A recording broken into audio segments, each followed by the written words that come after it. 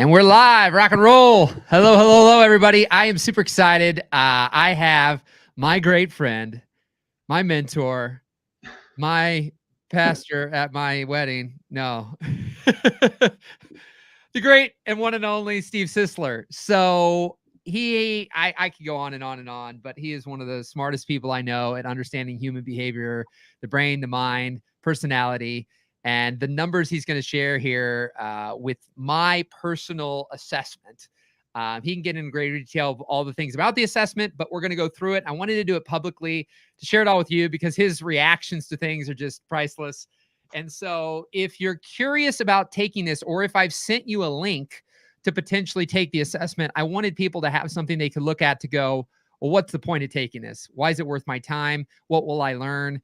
And you're going to get to see what you're not going to get in a debrief like I'm getting necessarily. That's the whole other thing. You can reach out about that, but you will get access to the same assessment you're going to see here. And it is so powerful. I met Steve in 2014, and it's just been a game changer to continue to learn about myself and see where on this assessment it correlates to my success or lack thereof at times, and what's going on in my life. So without further ado, Steve, let me bring open the assessment. Welcome, my friend. And here we go. So I'll let you do your thing. And All right. So we're going to start by looking at your behavior, and I'm going to go to the energy source of it here. So this is my version of John G. Geyer's DISC assessment. I researched his algorithm, got it, was able to find it.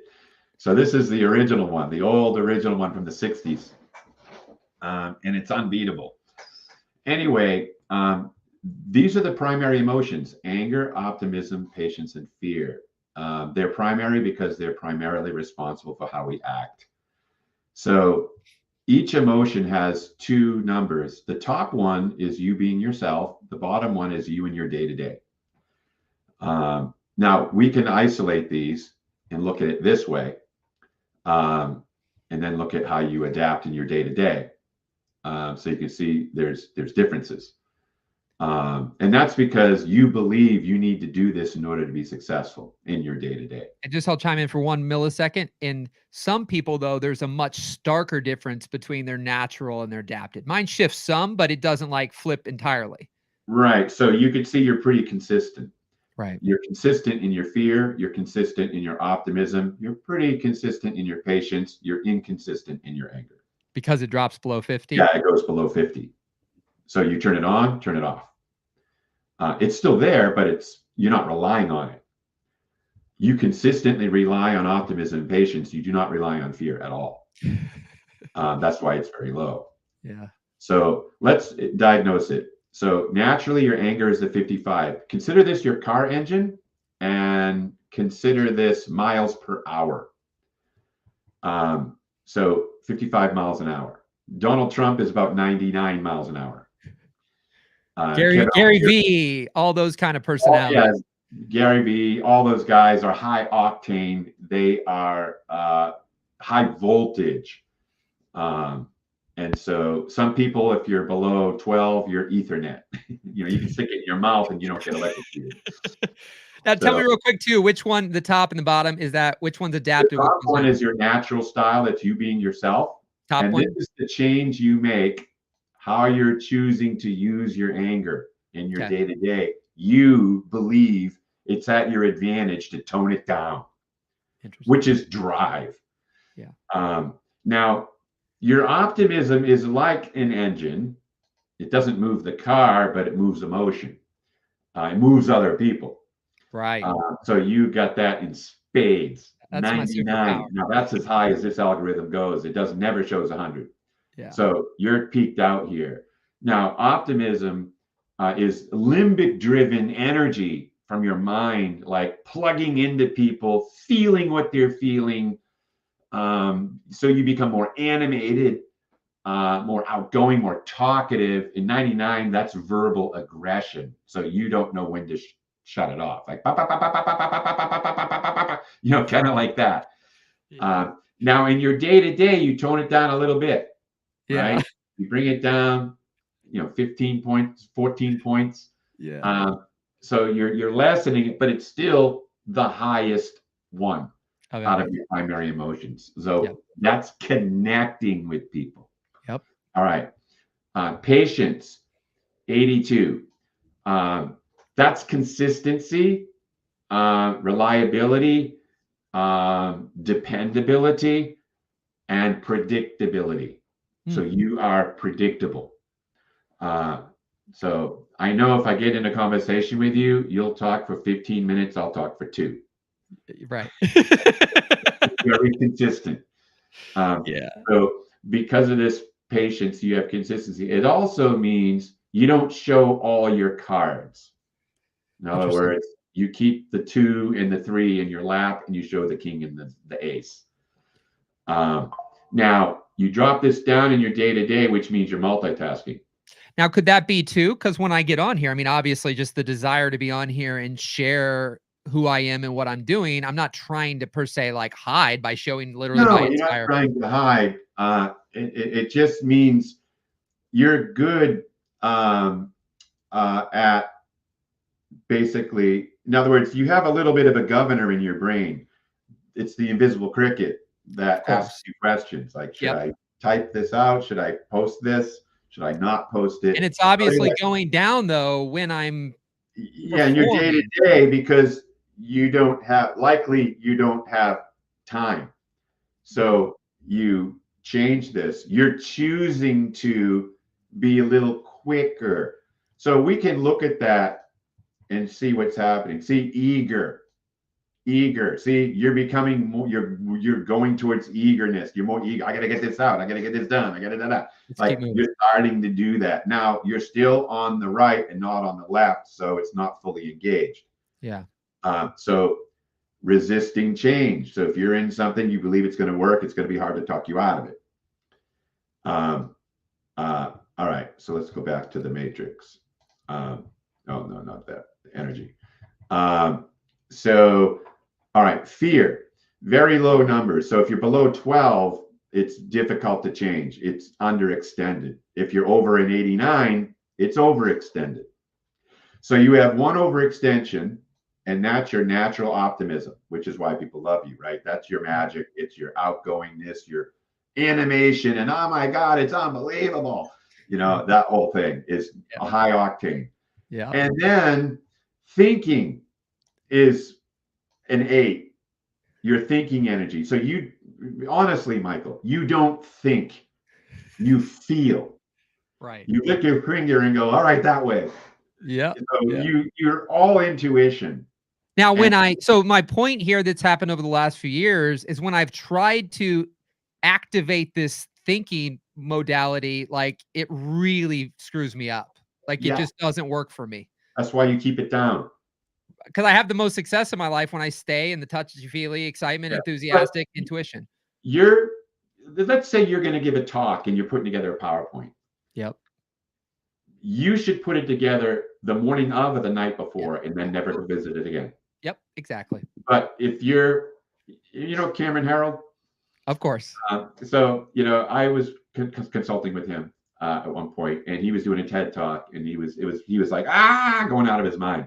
And I said, your problem is you're planning it too early, and TED talks make you do that. That's why it's killing you. You're better off going up and speaking off the cuff. Yeah. And that's where your magic is. But now they won't let you because you have to practice it. You got a certain time. So you're so far out of your scope of how well you do, you'll be lucky to pull this off. So that was our conversation. And later he contacted me and said, you are so right. When I just fly by the seat of my pants, I'm at my best. Well, that was school. I mean, right? I always did that in school. I mean, I would study the night before and the day of, but it's that stuff's not embraced always by the outside world. So that's why people get out of those natural tendencies that work for them and end up floundering around. Yeah. So the higher your optimism and the lower your fear, the more rhino-esque you become. In other words, you run 30 miles an hour, but you can only see 31 feet. Yeah. You jump off the cliff and build your wings on the way down, right? That whole thing. Yeah. So that's very, very strong for you. So if you get out of that, you're in uncharted territory. If you stay in that, you can be successful, likely. Yeah. All right. So let's look at you on the matrix. So naturally, your highest is being very emotional and submissive. which means just what it says. You will submit to people you believe in and trust. It's also close to poker face, so you're not showing all the cards there. Careless preparation. You just don't like preparing. It's like wearing a straitjacket. Well, here we are right now, right? I'm like, hey, you want to just go on ahead and do this right now? Like, Yeah, that's you not just talking called about me up and said, hey, you want to do a live? And it's just like, okay. But, you know, it's just the way you do it. Yeah. So you resist the process. You resist it naturally. It's the way you are down here, but also you continue to resist it intentionally. Yeah. Because it gets in your way. Yep. So you're a relator. You are the people person. Yep. All right, now let's look at your overall temperament. So this is a bird's eye view of a summary. Magnet. Yeah, you're a magnet. That makes sense, right? That's extroversion. So let's go there first. And there it is, enthusiasm, 85.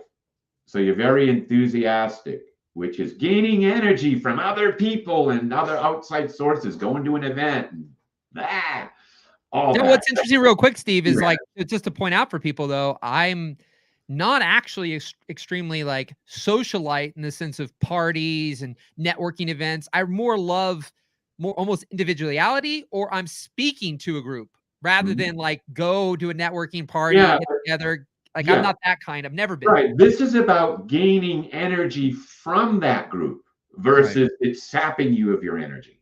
Sure.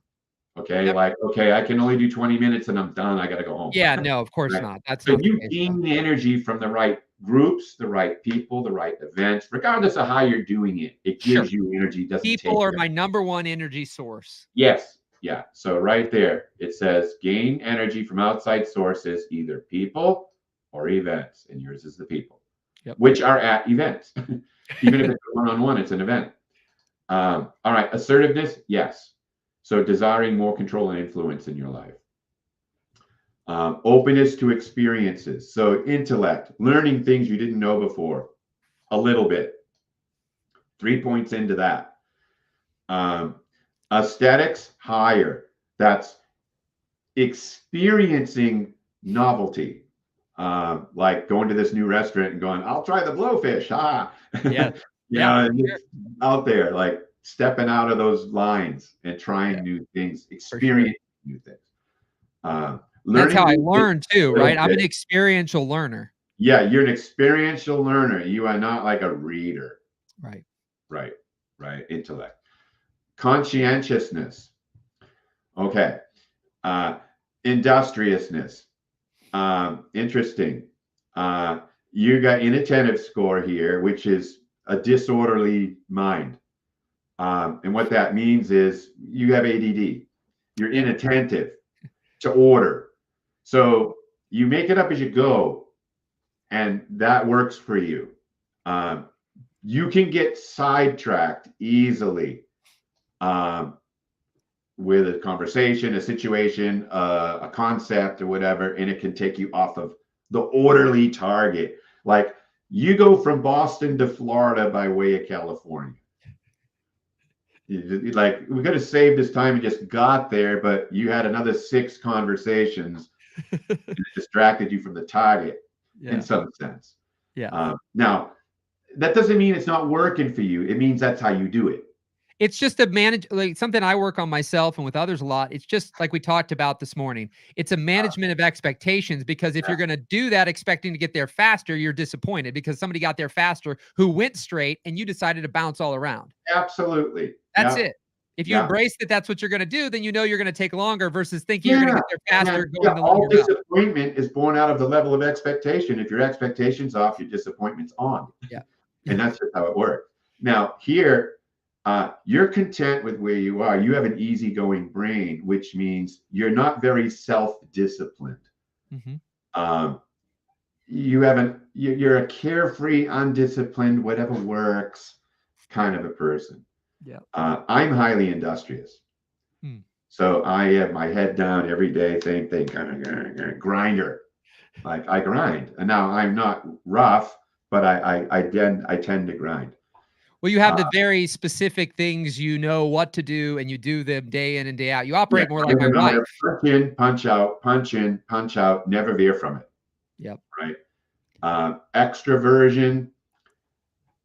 We went over this. Yep. Agreeableness. High, yes. So compassionate and polite. So the higher it goes, the nicer you get. And you Where do can you get sit on too that? nice. If you're above 89, you're too nice. So now you can't say no. You're doing things you don't want to do, blah, blah, blah, blah, blah. But you're okay. You're not that high. Yeah, and that's an interesting one because I think anything has its light and dark side. And the reality is overall, I have learned to manage doing like I can be the nice without Mhm. having to be walked all over and doing stuff I don't want. So I Right. dance that line of knowing the awareness of because I used to not be that way. I'd do anything and everything for anybody and everybody, Yeah. no matter what, to make them happy Yeah. at the Yeah. expense of self. And I don't do that anymore. All right. Neuroticism. You are not neurotic. Ah. Oh, wow. So you're peaceful, stable, relaxed. You're not volatile, where you fly off the handle, let's say, and you're not withdrawn. We'll just say, for lack of a better word, kind of depressed and anxious. Yeah. Melancholic. You're not. So you're very resilient. Yeah. So you got a resilience score, and you're compassionate. You're direct. You love that direct talk, which is one-on-one. You're very easygoing, which means you don't grind it out until you get there. You'll eventually end up there. Yeah. That's how your style is. Yeah. And you're curious, versus, captivated or progressive about being open to new ideas. All right, let's look at your motivational scores. Okay, freedom seeker. So your highest score is individuality. We can look at that. You're a 76 on 100 scale.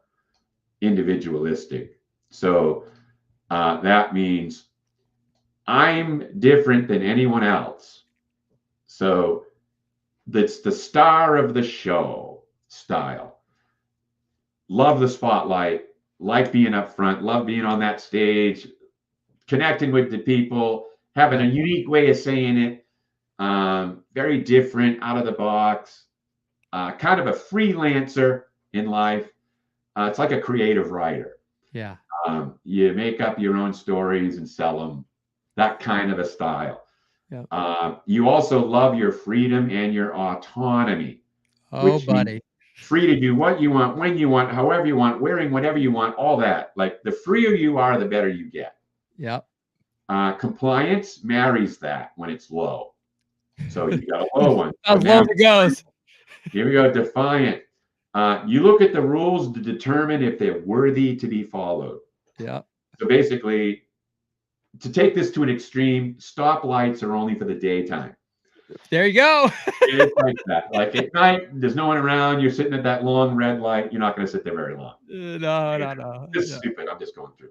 So you make up your own rules in life. You march to the beat of your own drum. So people like you, it's harder to work for other people that put you in a box. This is how we do things here. You're going to be like, screw that. I don't do it like that. So when you get to be you, you're in heaven. I'm unstoppable. Unstoppable. Frivolous. See, this is your curiosity. So this is about learning new and interesting things like science, math. So real quick, I want to chime in on that because, through all these assessments we've got taken through the years, I don't know if you'll be able to easily pop them up, but that one has gone back down. And I think that's because literally in the last 2 weeks, I'm like, I think I finally, after the last 2 years of consuming 50,000 YouTube videos, like I was watching hours a day, learning. In the last few days, none. I'm like, I'm done. And so it probably played a role into my answering of questions. Absolutely. It was a lot higher for a little while because it was always lower and now it went higher and now it's lower again. Now, when I first met you, it was low. Yeah. And then it got higher like several years ago. Yeah. And now it's down. So this is how you value learning things you don't know. Doesn't mean you need to know them. It means you want to know them. So when you're lower, you learn what you need to know to get to where you need to go. So your brain doesn't believe you need to know it all. You believe you need to know enough. So you make up your own rules in life. You march to the beat of your own drum. So people like you, it's harder to work for other people that put you in a box. This is how you do things here. You're going to be like, screw that. I don't do it like that. So when you get to be you, you're in heaven. So Well, and see what happened too, Steve, is that when you start to look at this and you see the extremes I've gone through, what's happening, I think, currently is I finally found the style after the experimentation part, after experimenting with all these things. I'm going that, let's say the brown line, just for easy example, that being higher doesn't serve me very well when it comes to making money in business. So let's go back down to the one that's like, let's just do it, feel it out, work it. Do I need to know it? Do I not? Because it being higher wasn't serving me as much because it got me into this endless loop of thinking and not doing and not taking action. Right. Right. Yeah. So mine's all the way at the top, intellectual. I read, write all constantly. I've read 39 books this year. I can read my own books, like over and over and over again. It's crazy. But I can't help it. Like that's always going. So when I'm not doing this, I'm researching. Have you always been that way? Yes. Yeah. Authoritative in your control, meaning you want to be in charge of your own life. You want to be in charge of your own destiny. You don't want somebody else to be in charge of it. So when the D line on that one, Steve, is because this has always kind of had a little combination here. When the D line's lower, but that's higher, I'll still take more drive than if the D line's lower and that's lower. Because if those two are lower, but you want freedom and autonomy, you're going to have a hard time ever achieving it, right? Yes. Yeah. So the dominant brain makes things happen. The optimistic brain, like you, imagines things happening. Right. The patient brain, which is also you, is hope things happen. Yep.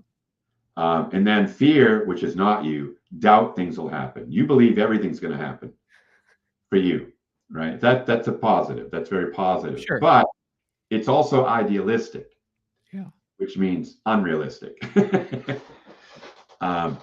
Okay, so you like to be in charge of your own life. You don't want to get in the car unless you're the one driving, so to speak.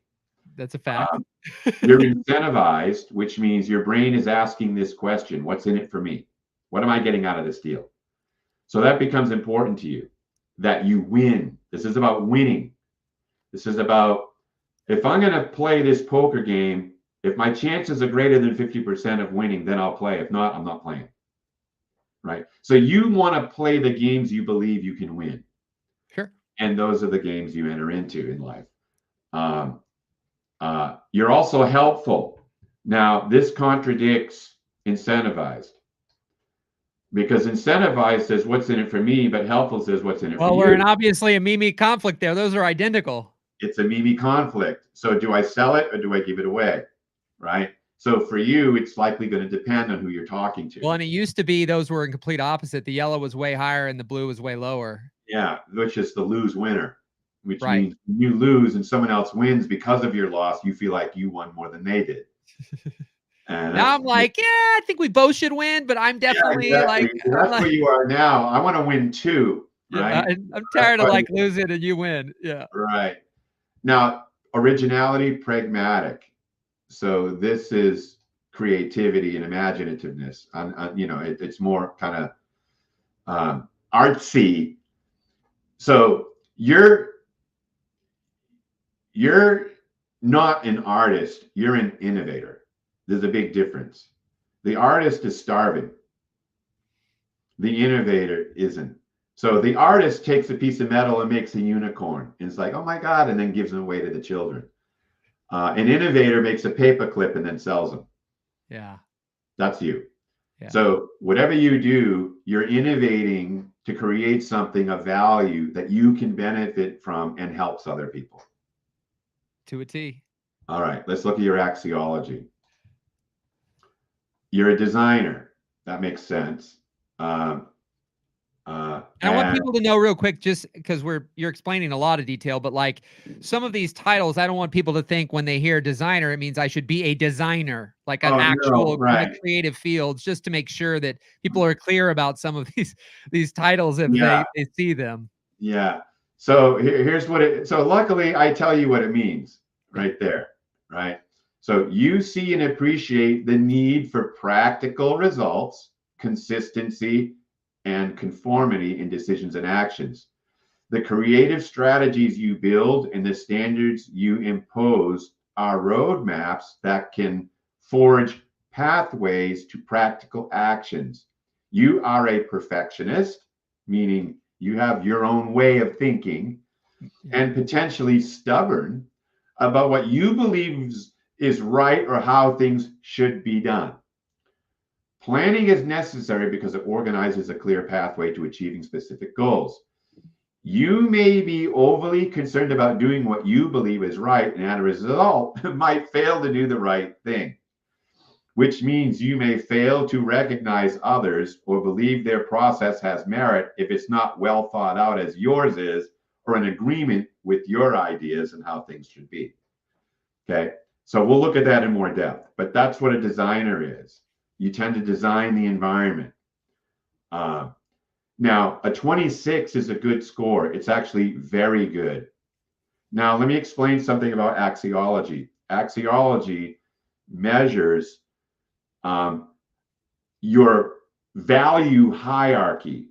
In other words, you're given 18 phrases and you're supposed to put them in order of the best one at the top and the worst one at the bottom, right? So you work your way down. In the world of axiology, the world around us is in 3 dimensions. And those dimensions are people, useful things, and systems or systems of belief. So let's take a look at the people piece, which we call empathy. So see, you're a 90. The average person in my database is a 51. So you are super intuitive. Yeah. Okay. Very intuitive. Now, character flaws, you got a perfect score. -1 and +1 equals 0. So you're completely balanced. And your number's very low. So that's a really good score. So when it comes to other people, you don't think about their flaws very much. You're not obsessed with that. That's not what you're thinking about. What you're thinking about is, are they who they say they are? Are they as good as they claim? So in your life experience, you've learned that not everybody's as good as they claim to be. So your brain has become cautious of people's alleged goodness. Right. So the jury is out until you see the goodness and you're like, yep, I was right or I was wrong. Yeah. Now, because you're at 90 on perception, which is your clarity, you can sniff it out. I'm pretty accurate. You're pretty accurate. Yeah. Okay. You may talk with me 5 minutes and think you are friggin' slime, dude. Like, you're gonna pick it out pretty quick. Yeah. Or you're very trustworthy. Yeah. Well, and it's what's helping me with the coaching too, because it's those people you see on America's Got Talent where they're sitting here acting like they're not good. And then as soon as they actually have their incredibleness that they show, like that's what I'm focusing in on, the people that I'm helping. It's these overly humble people who aren't succeeding because of their lack of belief in self. And I'm focused in on that versus the people who like shit don't stink. And then I'm like, yeah, it does. Like Paul Potts, right? Britain's Got Talent. I'm not going. Yeah. I'm not good enough. Yeah. He's a used phone salesman or whatever. Yeah. And then he, singing in front of the Queen now. Yeah, that's crazy. Practical thinking. 3 and 1 is 4. 2 and 2 is 4. So you're perfectly balanced. So that's good. So when I look at this, you're 4 points productive and focused, and you're 4 points unproductive and unfocused. So this is what this means. This is going to be a great answer. You're productive when you want to be. It's that simple. There are sometimes you're not productive, and if you're not productive, you're going to know it because your clarity is an 80, which means you know when you're productive and you know when you're not because you can see it very clearly. Yeah, and I feel it. Yeah, and you'll feel it. That's right. All right, structured thinking. Now, real quick on that point. Oh, boy, this is good. Okay, go ahead. It's all right. You want to do things. You have your own way of doing things because you believe you're right. Okay, so what does that mean? It means you look at the world and say, here's how you should probably do this, and that'll work for you because that's what you would do. When you're heavy on this side, you don't care. You don't have a way of doing anything. You're like, I don't care, whatever works, just tell me what to do and I'll do it. You would say, I'm not doing that for $1 million. There's no way I would do that. That's wrong. Like you have this sense of what's right and what's wrong according to Michael Gevin. So For me. remember you were low on your motivational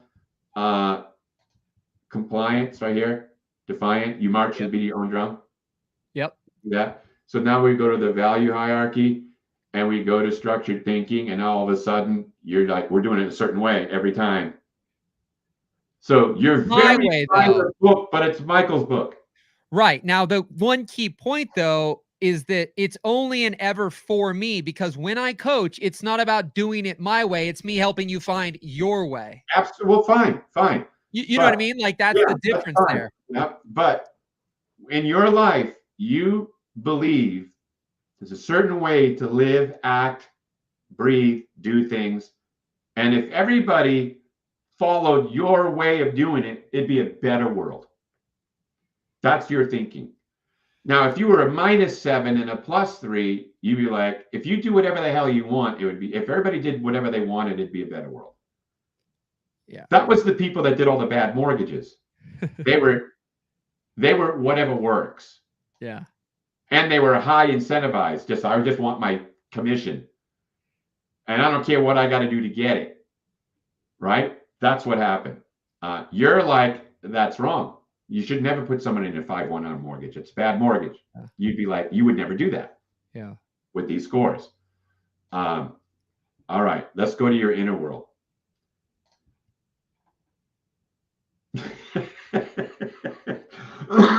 So that one was the one I was going to tell you. It was as low as a 30 and it was as high as an 80, and it's come back down slightly, which is It's interesting. a little balanced. You're 55, so it's still clear. You see your value, but you nitpick yourself.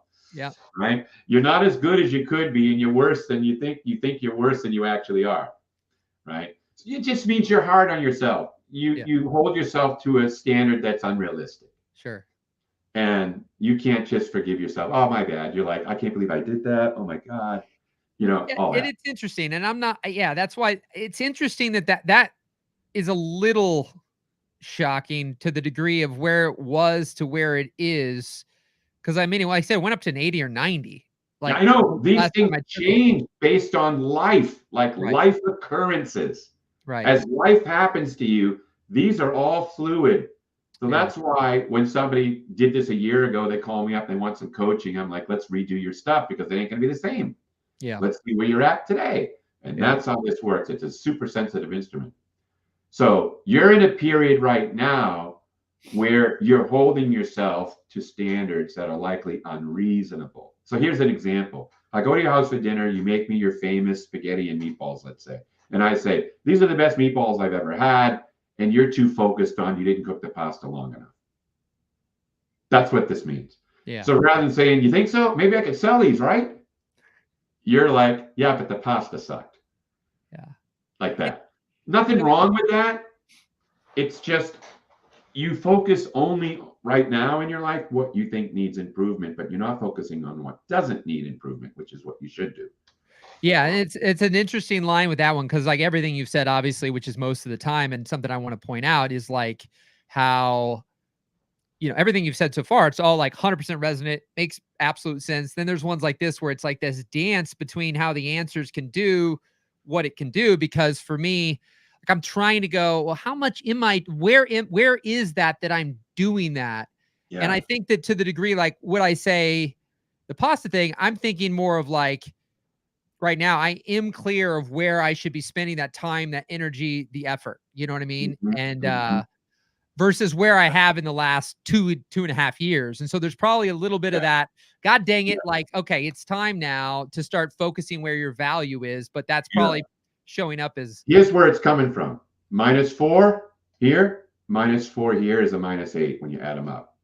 So I enjoy being myself. You said, no. I feel at home in the world first.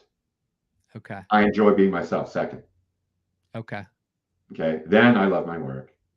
Then my work brings out the best in me. And then instead of saying I feel at home in the world, you're like, you know what? The universe is a remarkable, harmonious system. Well, that's basically, 1, 2, 3, 4 places, 5 places out of whack. Okay, for optimal. So this is not bad at all. This is fine. Yeah. But what that does is it creates this big 8. So you're over focused on the universe being remarkable and Which not is, focused on you being remarkable. and it's also the universe technically is out of my control versus me having more control. Like I'm like, hey, the Right. universe it's in the hands of the universe or God or whatever. And Yeah, so like I I don't have know. any. Right. But so what ends up happening is you end up farming your life out to the universe Sure. instead of taking control of it yourself. Yeah. Right. So it's a strategy. It's a Yeah. brain strategy. Your work, perfectly balanced, so you're useful, and you're very comfortable. You're seeing yourself as problem free. Like my work has no problems. Yeah. I mean, So you're confident. Now, see, now you're 7 positive, 3 negative. Self esteem, 13 negative, no positive. So you're back to being a human doing instead of a human being. So interesting. when your life work is hopping and doing well, you feel good as a person. And if your work isn't, then in your brain, you can't fall back on, well, at least I'm amazing.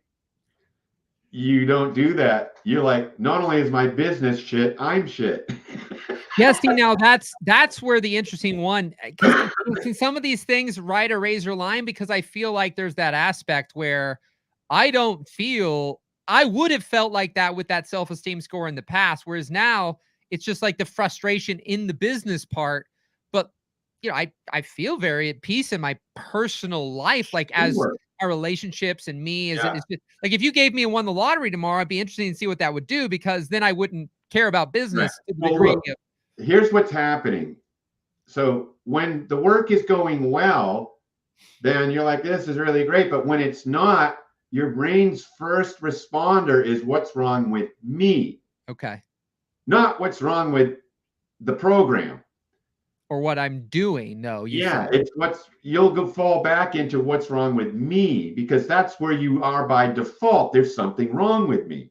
Right. Well, in the me part, That doesn't mean you're not, that doesn't mean you dwell on it. This is unconscious. no, I know, but I mean, when I think about that still, it's the aspect of the me was all this stuff around it taking action and all that. See, the Yeah. me part that was wrong is that sitting back more passively and the universe stuff, that's not working. So the doing and action works for me professionally speaking. And so that's probably what you're kind of alluding to here too, is being more self, because it's like, okay, the fully not doing Yeah. doesn't work. You see value in your function. In other words, what you do. I'm a Yeah, coach. sure. You see more value in that than I'm Michael Gevin, not a Sure. coach. Sure. Right. So that's what this means. Sure. So when that's going well, you feel well. When it's not going well, you won't feel well. Yeah. It's just the way it works. Now, let's look at your self direction, how you view your future. Okay. So now we can juxtapose this against your self esteem score because it's in the same world, the inner world. So now you're not thinking about who you are, you're thinking about who you're becoming as a person.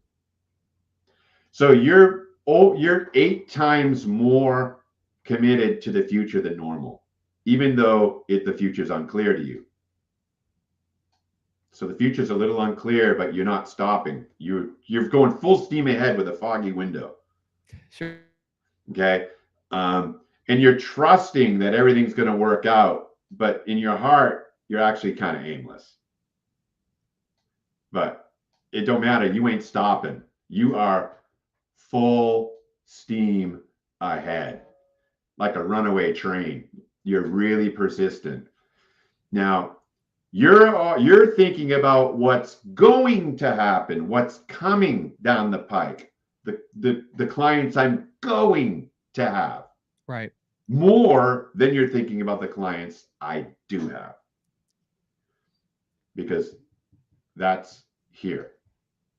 And you're only a 2 when the clients you do have. The clients you're going to have, 8. Right. Now, this is very, very important. There's no such thing as clients you're going to have. Right. The only clients you got are the ones you have right now. Ever. That's the only ones you'll ever have. So that +8 is 8 times more than, quote, normal, all wasted energy. Yeah. So the more you focus on what you have right now, like think about being an alcoholic, right? And then saying to yourself, one of these days, I'm going to quit drinking. Well, Right. good luck.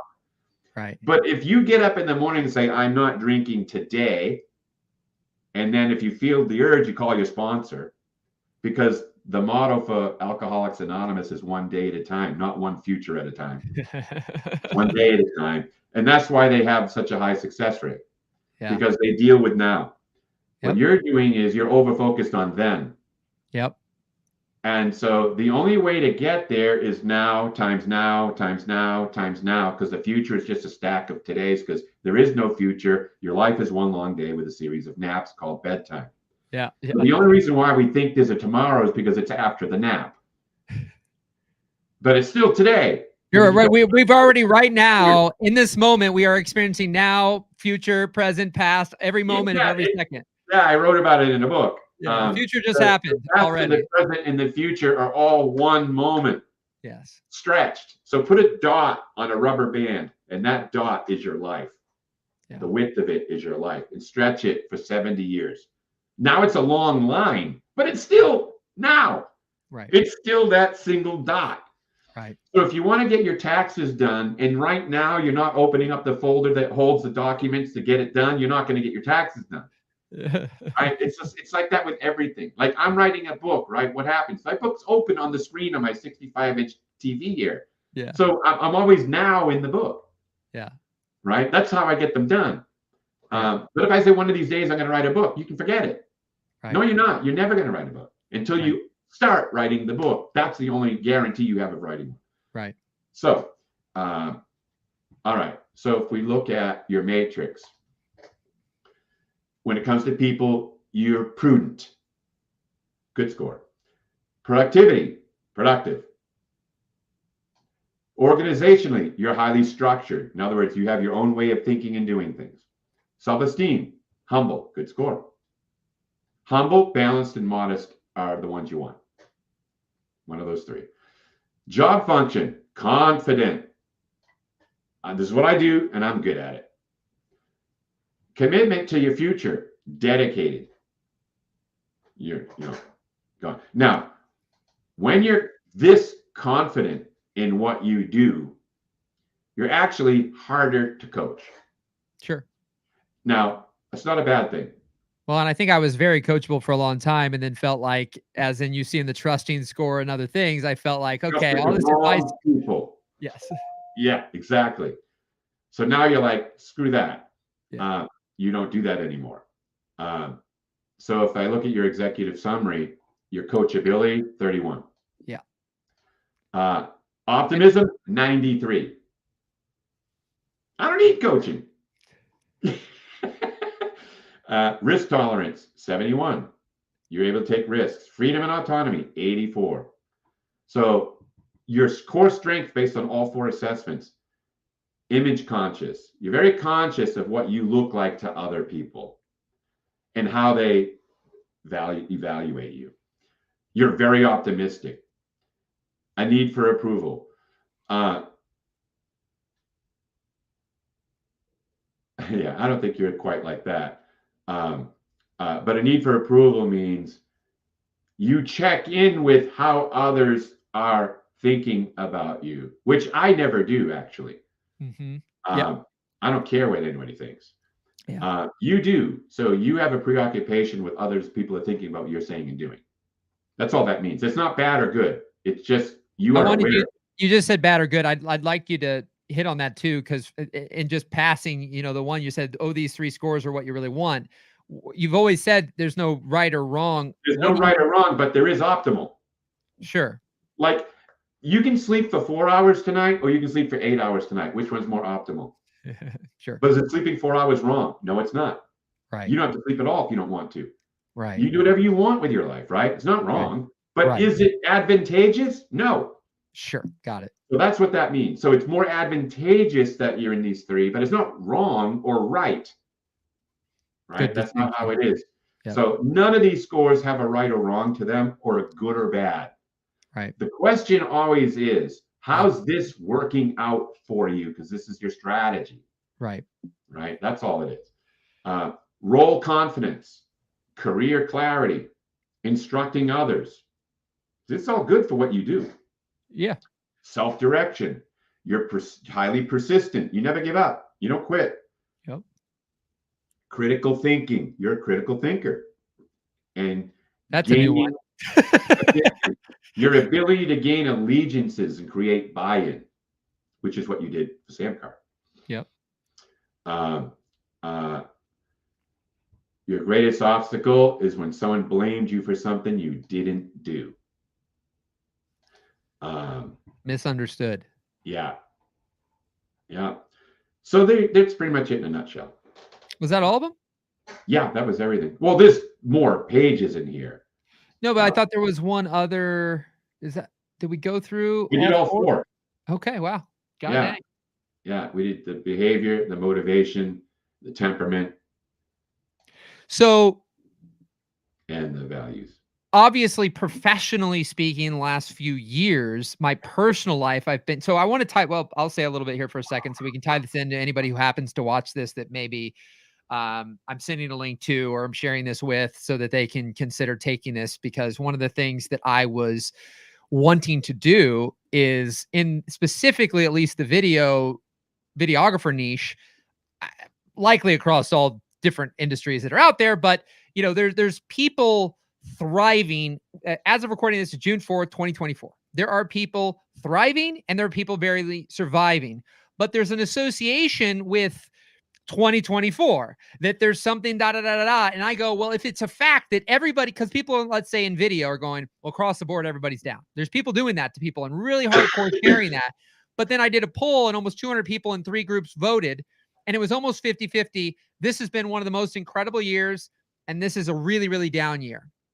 And so I wanted to see by, having people take this and, a little poll and whatnot, well, what's really going on? And is there something in like patterns that we can find of people who are tending to not do well? And it's probably not the only year. Some people are having down years who have had very, very good years. But like, what is going on psychologically and behaviorally in the people? Are there patterns in the group of people who are all down? And are there patterns in the group of people who are all up? Because even though the last few years I've been down, personally, I've been happier than I've ever been in many ways. But I think that overall, my assessment hasn't dramatically changed through all the years. The biggest thing has been my behavior towards action. An action bias in the last 2 years has been low. Whereas in my past, I had a lot more action bias. But like the reality is my disc, the first thing you went over, that hasn't looked any different since 2012 overall, Right. But, well, here's the way it works. So everybody has a surefire way of making money. Yours is video.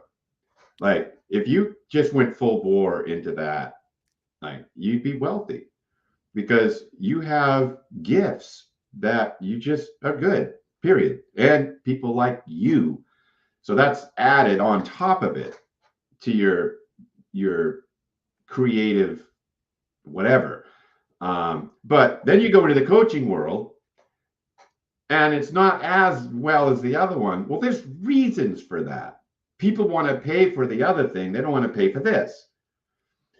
Just that's not your fault. That's people. And the people you work with, like the pool of people you work in, how much money do they have? Right. So all these things are gonna matter. So it's a combination of outside forces and yourself. Yeah. And to stay on top, like people like you, we were talking earlier before we even did this call, where you said there's some people they'd rather be homeless than be employed by another person and told what to do. Right. That's why their life sucks. And so because in this world, if you want to get somewhere, you have to do things you don't like. it can't all be puppets and fun. That life doesn't work that way. You have to be able to Financially pull from certain things that are advantageous to you while maintaining your happiness at the same time. Like I did things I didn't want to do for years, but it got me where I am now. Like you said it, do what you can until you can do what you want. But some people don't even want to do what they can. They only want to do what they want. Well, good luck. Have fun. Let me know how it works out. Well, and I think that the thing that I've found is that, because my biggest brain bias towards the financial specific, because it's like, if you look again at my same day edit, that was something that I did my first one for free in 2006. I didn't get paid to just do that for almost 5 years. I kept getting denied from that, but I didn't get denied that people liked it or that I loved it. And I think in coaching, what has happened is the way to promote and market that I got encouraged to do it in ways completely. It's the fish climbing a tree. I kept getting encouraged to do it in ways that were completely incongruent with who I am. Unlike in video, no matter what, with that same day edit, I kept doing the things that people told me were the right things to do. And those kind of worked. But the thing that I couldn't get paid for years to do, I ignored the naysayers and did anyways. And in coaching, I did a lot less ignoring and a lot more exploring the methods that never felt right to me. And so I've had enormous amount of proof from the Ronnies, and these people have sold their companies and done really well. And so it's not a lack of skill, but I also think that, and my skills improve, but like there's a lot of people out there where, like, I was talking to somebody in video, and the reality is, even if you take that industry, somebody who's like, well, I'm not shooting weddings. I don't like weddings. I hate weddings. Well, weddings, if a person likes them and will do them, to me is still one of the easiest places in video production to make money, but only if a person truly likes doing weddings, because that's the thing. But the problem, Steve, is that I think when people start to go down the what I like to do path, if you get into the truth, authenticity of what you like to do, some things are really hard to make money in, even if you love doing them. And so people keep pursuing the path so that have the most money, but the least likelihood they succeed in. Like we talked about earlier with the guy with the editing, him trying to run a production company had him making no more than 10 or 15 grand a year for almost 8 years. And then as soon as he went, you know what, I'm not built to own the whole company, I'll just edit, he thrived. And I think for me, where I'm back to now is I've followed all these other people's special, their unique step-by-step ways to succeed in video or in coaching. It doesn't work for me. In video, when I did the same thing, it didn't work for me. So when I do it, as you've alluded to, my way, I thrive. And I think in coaching, I had too many people who were really financially successful discouraging me from my way.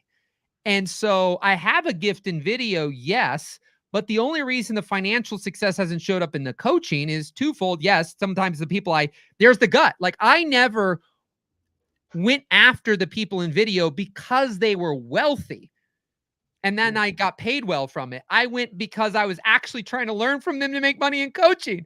And the irony is my curiosity led me there, but in coaching, my curiosity hasn't led me to being attracted to work with higher influential people. And so that's another thing. I can get, our mutual friend, that we know that you mentioned earlier, but like he can text me and in one text message, I can have a $6,000 job with no phone call. And those same things in coaching, sometimes it's like, oh man, a couple $100, that's really hard, whereas for them, they're like, oh, well, they raised $80 million. We can pay this guy $6,000. No big deal. And that's what happened in video. Exactly. So it depends on which pond you fish in, determines what kind of fish you're going to catch, right? Same with anything. And if you're particular about where you want to fish and you're like, well, I'm not going to fish over there because I don't like those people or I don't like that thing or I don't want to do that. Like the beginning of my video career, the openness factor was wide open. I'm like, I'll do anything for anybody with a pulse. It doesn't matter who you are. And that openness was an advantage and it helped me find the sweet spot. But I think what you're alluding to here, like where does the rigidness show up, right? Because I do believe that there's areas I'm really open, but I'm very rigid in certain areas, like right now, like how I want to live my life, what I want to do, how I want to spend my time, the way I want to do it. That's here. That's structured. Right. So let me likely see when I here. was younger, that was the polar opposite. See, here's what it says. What are you going to watch out for? These are possibilities. Your clarity is good. That being said, you can become preoccupied with a strong commitment to certain ideas and beliefs or to a particular way of thinking. This can lead you to believe that your pattern and process should be the ideal pattern process everyone should emulate. It See, and also that's means, what I don't agree with, though. yeah, I'm but not it's trying to get people to emulate my path. I just want to live my way, and you no, help I'm not you. saying you're trying to get them to emulate your path.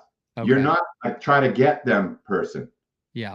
You're a harmonizer. Right. So you're not going to do that. Yeah. But you're going to think it like you know what someone should do when you're talking to them. Now, how much you push that, like we talked earlier, I get on the phone with somebody or on Zoom and they tell me this, and I said, I can't help you. Yeah. I don't think you're one that says that very often. Oh, I'll do whatever I can to help them find That's the way. exactly right. So I know when you're a waste of my time because what you need to do, you're against. So good luck. And if you Right. won't So do, I don't work with those people. Right. yeah. Now, you, anyway, so this structured thinking, that structured, rigid, perfectionist, methodical, organized, your thinking is. So this is your idea. Doesn't make it true. It's what you believe should be done in your own life and in the life of others if they allow you to help them. Right. You'll have your ideas about what they should do. Yeah. And if their idea doesn't agree with your idea, you're going to say, you should listen to me if you want to win because I'm right. Yeah. Now, that's great when you're right. But Yeah. some people do that and they're not right. Yeah. Right. So it always, there are outside elements that have a huge factor on your success. It's not Right. just I can you. give you an example. So if we take videography, if somebody wanted to do weddings, I do believe that same day edits, because that's been my path, could be one of the best paths for them to take. So as soon as they don't want to do that for whatever the reason, they've tried it, they're stressed out by it, they hate it, they don't agree with it, whatever their beliefs are around it, then I'm like, well, I don't know how to help you get business in video. Exactly. That explains that score. Like Yeah. you have a way of doing video that actually worked and you Right. did well Right. by. Right. On the other hand, like myself, you fell into a pool of people that Yep. knew a lot of people that needed your work. Yep. And that just on them saying, use Michael, they're like, okay, no question. Yep. Because there was a high degree of trust among group people in that group. Yep. And so that's like getting in a really nice strong current and you don't have to paddle anymore. Yep. And that's a sweet spot.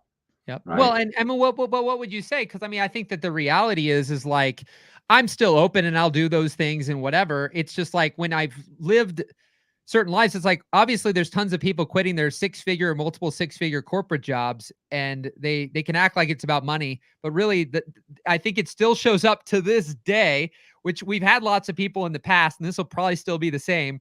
The number one thing that I've always gotten in all my jump starter people that get in my world get freedom seeker. Like the reality is that person with a six-figure job that everybody's going, you're so good at it. You're so amazing. It's so great. You're so great. You're so good at that thing. Why are you quitting this $180,000 a year job to go be independent, to go be an entrepreneur, to go be self-employed?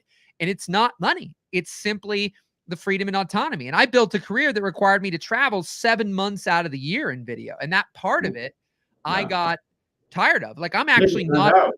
Sure. You know, no, I get it, right? You're right. Some people, they put freedom and autonomy as more valuable than money. Yep. Well, so I remember I actually put that what will happen. You'll have less money and more freedom. Yeah. Now, if that's what you want, then there's not great. Like the goal is always happiness. And it should be. But some people, the goal is money.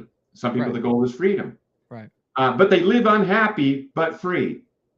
Yeah, That's it's like stupid. Well, yeah, it's like it's again, and that's where I think that the thing that's challenging is some people's things they like to do that would provide them freedom happen to align with something that can make an enormous amount of money. And some people Yeah, they're excited about building businesses, and that is what they love. And so when they fall into that, they can thrive. But a person who hates business but loves shooting or editing or drawing and these things like we were talking before, if they can't figure out how to love business, they're probably going to really struggle owning their own forever. absolutely. They should work for somebody. And that's where the rigidness of your point, they'll battle in this conflict of they really want the money and the freedom and autonomy, but they don't want to work for anybody else. And then they're bad at the part that would help them make the money. I know. So they live a sucky life. Yeah. And that's their prerogative. Yep. But if they're coming to you for help, you can say, well, you're not helpable because you're choosing the worst thing and calling it the best. I don't know what that means. Being frustrated about it. Yeah, I don't know what that means. I don't even know what to do with that person. Yeah. They're conflicted. Yeah. And so this is kind of what's happened with this new internet generation. They see all these people out there, working from the pool, and doing videos and making money. And I could do that. No, you can't, apparently. Well, they forget so you got to owe up to it. I'm not good at that. I don't know what to do. I'm not good at it. It doesn't come natural. Okay, what does come natural? This. Have you made money doing it? Oh, yeah. Why don't you do that? I don't like it. Okay. So what do you do with a person like that? Well, then you have to accept for you to find the happiness. You don't coach them is what you do. Yeah. Because they're not coachable. Yeah. Yeah. Well, and the 1% they want you to sanction their wrong thinking. Yeah. Because they can't help it. They can't stop it. Yeah, well, and it's not even the wrong thinking aspect. It's just recalibrating the expectations to realize if your lack of desire in business and unwillingness to work for somebody else, then you have to accept that this is probably where you'll be. Otherwise, you have to shift the thinking. Well, what I mean by wrong thinking is trying to do something that doesn't work, and there's reasons why it don't work, but you don't stop it. You're right. That's wrong thinking. Right. Right thinking is doing what works and changing your mind about it. Yeah. Right. It just go back to Jesus, right? In the New Testament, he talked about repenting. What does repentance mean? The Aramaic word, the Greek word for repentance is change your mind. Yes. In other words, if you think sleeping with other people's husbands in this town is smart, you're stupid. Right? The woman caught in adultery. That's why he didn't condemn her. He's like, I can't believe you're this dumb. So why don't you try using a hammer to do that nail instead of a head of lettuce? Because that ain't working for you. And if it wasn't for me, you'd be dead right now. See, I'm glad you brought up that analogy. Change your thinking here. I know you're lonely. I know all that, but the way you're going about it is disastrous. So you better change the game or you're going to end up dead. That's his advice. Right. Well, and she did. She changed the game. Well, and that's where it's not about, like, even for me, I see it. It's not about video or not video. It's about that fish climbing the tree thing you're saying. So for me, there's a certain way that I orient, like you said, the test, right, Cameron? So it doesn't matter what he does. There's going to be certain aspects that are the light and positive side of the doing. But if he keeps putting himself into the situations that require 3 months of prep, he's probably going to be miserable over and over and over. It's like when I used to go into weddings that are unplanned, right? They're live events, unplanned, expecting to be able to control every moment of the day because the couple said this and this and this will happen. I'm picking out the song. I'm doing a thing. What happened over and over again? Discouragement, disappointment, discouragement, disappointment. I figured it out and go, well, I'm not making a movie here where I have control over the set. So let's shift my thinking and go, I'll let the cards lay where they may. Let me go in there. I'll make it even better or more unique video. But I'm not going to promise people certain shots that I can't control. Guess what happened? Absolutely. Made more money, got happier, had better projects, made better videos. And so it's that it's continuing to shift and find those most natural paths is what you're. Yeah, when you can get people to sign up for what you do because you're the expert, not them, you're in heaven in that world. Yeah. Right? The people that work with me ask me what to do. Right. And then I look at everything and say, this is your best course of action. This is your best hire out of these people, blah, blah, blah, blah, blah, based on all this. And when they obey it, one company was up 40% in 18 months. Yeah. Why? Because they hired me because they want to know what I think. A lot of people hire people and then tell them what to do. That's nuts. You mean they hire you and then they're telling you what to do? They hire me, and then when I tell them what needs to be done, they don't want to do it. Right. Right. So we don't work. I won't work with them. Right. I canceled the $90,000 contract because they wouldn't listen. Wow. Right. Like that's just dumb. Why are you paying me? Right. So you can say my consultant said, like, that's stupid. My consultant said, but we're not going to do it. We'll just. Yeah, exactly. Well, and that's what happened in video. I call it the order taker master chef, right? The people paid the least have people bark orders at them, and that's it, you know? People, like, they love saying my therapist said, but they've been in therapy for 10 years. Like, well, it's obviously not working. Nothing changes. But they love saying my therapist said. Yeah. It's awful. Well, that's the podcast. I mean, that's hardcore in the world right now. The idea that there's podcasts and things out there where that's not their lives aren't becoming happier. They're not changing. And I can't stand that. Like, my ultimate goal with myself or others is that if we have, like you said, you're complaining and there's a problem, like, let's do something about it. Let's just not stay using the head of lettuce as a hammer, you know? It's just, it's an interesting world. Make this stuff up. But anyways, well, I think we get this out, and if a portion of people are willing to do it, because all I ever want is to just simply open someone's eyes to. I know, right? Like, this is why your car is running like garbage, right? you got a piston that's not working. Right. Yes. Battery's not charged. The tire's out of alignment. Right. Tires are bald. We do this with our cars. We take it to the mechanic. They're going to be like, that's $600 to fix that. Okay. You know, they go to a coach. I don't want to listen to you. Now, there are some coaches that don't know what they're doing, obviously, but there are some that know exactly what they're doing. Right. And the key is finding a good one that has your best interests at heart, knows what they're talking about, and is a messenger of goodwill. Yeah. Well, I'll tell you, Steve, though, I think after a decade, I think I had a lot of people that had my best interest at heart, but again, the understanding of the person in front of them to give advice because what I wanted in my career that I see didn't happen a lot is see what I'm doing and improve it within the realm of who I am, not tell me to be, well, you're not a fish, but they don't understand I'm not a fish. So they keep telling me to do fish things. And I'm like, yeah, I know. This is where coaches screw up. The best coaches know what's good for you. The worst coaches do what I do. They're the worst. Yes. There's a lot of that out there. One size fits all. Yep. And they're usually arrogant sons of bitches. Yep. So those are bad coaches. The best coach takes you as a human being with the way you are and helps you organize your world so you can benefit from being yourself, not someone else. Right. Yeah, it's like telling people to rewire their house after it's already been wired. Take all the drywall down and rewire the whole thing. How do I make this wiring that's already in here work for me? Right. That's the coach you want. Yeah. Yep. It helps you work with who you are, not who they think you're supposed to be. That's not a coach. Yep. Well, and that's what I think my biggest challenge was in the last, period of years, is because they're great people with well intentions, but it's very much one size fits all. And if you fit their size, you will thrive. That's the majority of them. Yep. That are out there. That's right. That's the majority. Here's what you do. My plan of action. Follow my plan. Here's my PDFs for $65,000. Well, and that's why you do so well, because what you're saying is based on the data, you have the best course of a plan for that individual. You're not telling the person to do the polar opposite. Right. You're knowing, hey, based on what you're trying to do, what you're thinking about doing, and how you're wired, like, there's a low probability without enormous amounts of, like you said, rip out the wiring and redo it. And there's this one lady I follow. She always jokes about, you're going to need a lobotomy for that.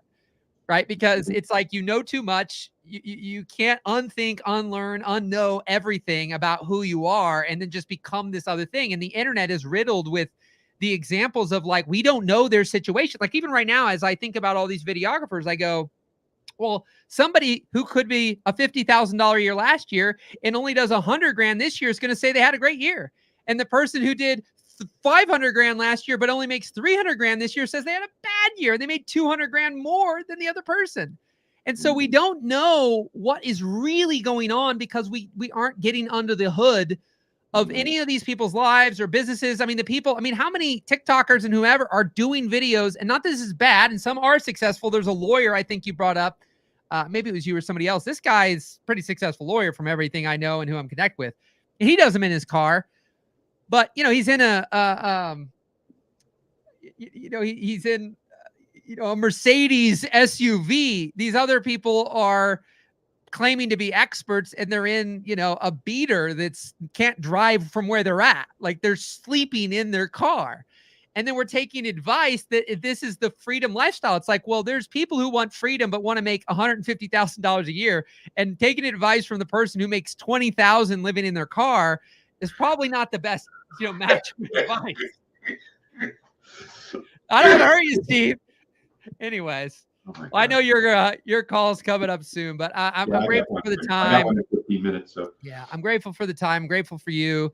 All right. Be interesting to see who's willing to dig into this. And obviously, what you didn't get fully into, people can read these paragraphs and things that are around all this. It gives a lot of information to dig into to help know the pros and cons of kind of the situation and what to be. Because I find it's like the bottom line is, if I go into my basement that I'm in right now and I have no light, it's pitch black, I'll be kind of scared. But if I can take a flashlight, I'm less scared. If I turn all the lights on, I'm not scared at all.